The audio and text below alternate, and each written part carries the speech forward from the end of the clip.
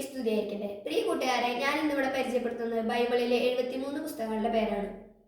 ഉൽപ്പത്തി, പുറപ്പാട്, ലേവ്യർ, സംഖ്യ, നിയമാവർത്തനം, ജോഷ്വ, ന്യായാധിപന്മാർ, റുത്ത്, 1-2 സാമുവേല്, 1-2 രാജാക്കന്മാർ, 1-2 ദിനവൃത്താന്തം, Ezra, Nehemiah, Tobit, Judith, Esther, 1-2 മക്കബായ, ജോബ്, സങ്കീർത്തനങ്ങൾ, സുഭാഷിതങ്ങൾ, സഭാപ്രസംഗകൻ, ഉത്തമഗീതം, ജ്ഞാനം, പ്രഭാഷകൻ, യെശയ്യാ, ജെറമിയ, വിലാപങ്ങൾ, Baruch, Ezekiel, Daniel, Hosea, Joel, Amos, Obadiah, Jonah, Micah, Nahum, Habakkuk, Zephaniah, Haggai, Zechariah, Malachi,